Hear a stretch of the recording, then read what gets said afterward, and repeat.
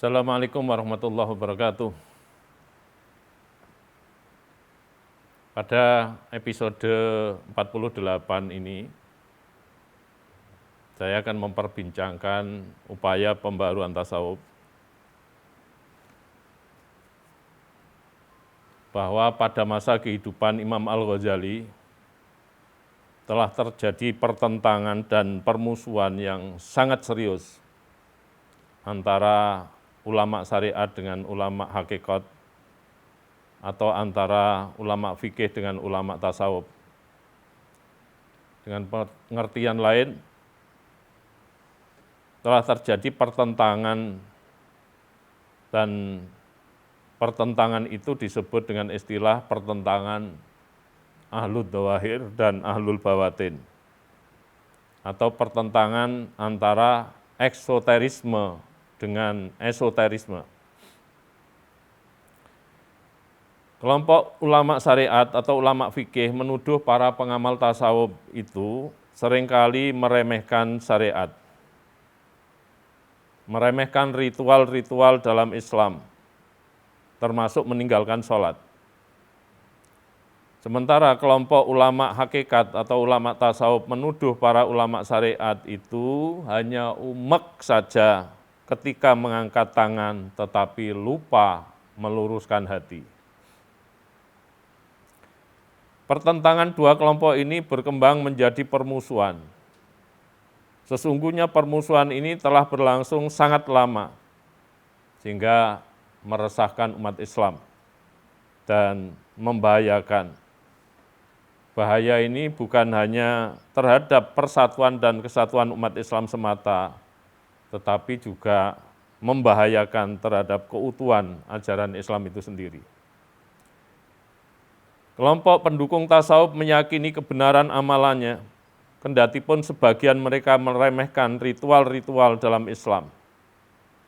Sebaliknya, kelompok pendukung fikih juga meyakini kebenaran amalannya dan menyalahkan amalan-amalan para pendukung tasawuf.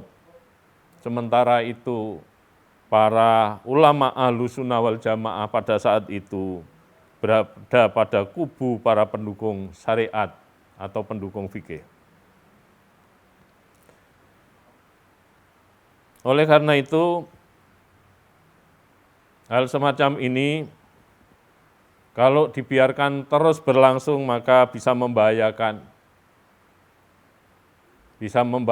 terhadap kelangsungan umat Islam, kejayaan umat Islam, sehingga terdapat upaya untuk mendamaikan kedua kelompok yang bermusuhan itu dan menyatukan antara syariat dengan hakikat atau antara fikih dengan tasawuf. Karena sesungguhnya fikih dengan tasawuf itu tidak layak untuk dipertentangkan atau diperhadapkan. Karena fikih membutuhkan tasawuf, sementara tasawuf itu mensyaratkan fikih atau syariat. Dan tidak ada pertentangan antara syariat dengan tasawuf itu. Sementara yang adanya penekanan-penekanan. Syariat memiliki penekanan tertentu dan tasawuf juga memiliki penekanan tertentu. Tetapi keduanya tidak bisa dipertentangkan karena itu sebuah hierarki.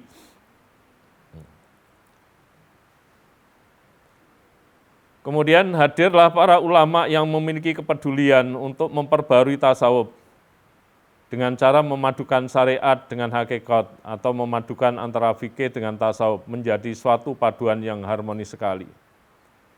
Para ulama pembaru tasawuf itu antara lain Imam Junaid al-Baghdadi yang konsep-konsep pembaruannya diungkapkan dalam karyanya berjudul Rasail Junaid.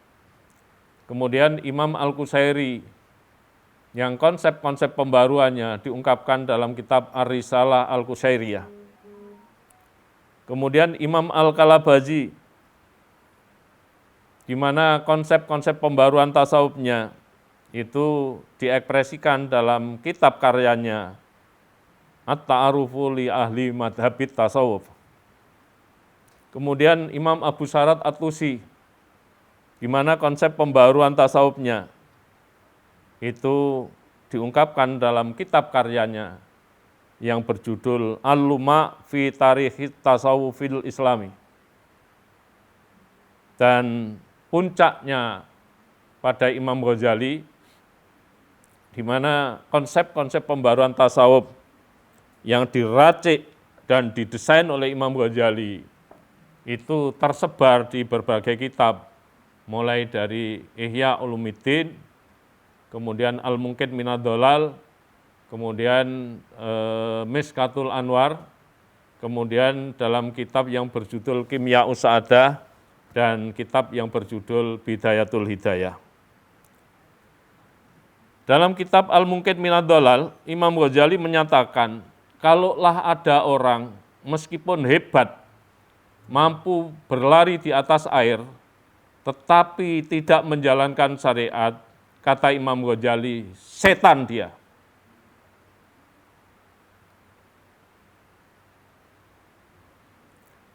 Lalu ketika Imam Ghazali diwawancarai tentang pengakuan oknum tertentu dari para pengamal tasawuf bahwa mereka telah bersatu dengan Tuhan,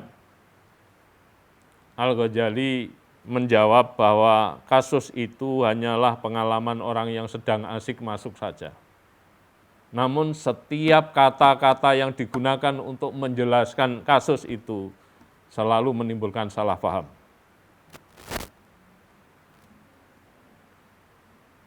Ini yang kalau kita mengingat pernyataan Imam Ghazali itu menjelaskan persoalan-persoalan yang sensitif seperti bersatu dengan Tuhan, itu menjadi penuh risiko, artinya menjadi rawan sekali. Karena menurut Imam Ghazali, setiap kata-kata yang digunakan untuk menjelaskan kasus itu selalu menimbulkan salah paham. Nah, tampaknya pernyataan-pernyataan Ghazali ini sangat mengesankan dan menyadarkan, sehingga mulai saat itu ulama Ahlussunnah wal Jamaah sebagai kubu pendukung syariat mau menerima tasawuf, tetapi tasawuf versi Al-Ghazali, yakni sebuah bangunan tasawuf moderat, sebuah tasawuf yang diletakkan di atas fondasi syariat yang sangat kokoh. Maka pembaruan tasawuf yang dilakukan oleh Ghazali benar-benar win-win solution, artinya sebuah solusi, sebuah penyelesaian yang memposisikan kedua belah pihak merasa sama-sama menang. Dengan upaya Imam Ghazali itu, maka kalangan tasawuf menjadi terpuaskan, demikian pula kalangan pendukung syariat atau pendukung fikih juga merasa terpuaskan, sehingga tidak ada yang merasa terkecewakan sama sekali. Akhirnya Al-Ghazali mendapat gelar Hujjatul Islam, artinya argumentator Islam. Dan ini merupakan prestasi yang luar biasa yang diraih oleh Imam Ghazali dalam dunia tasawuf.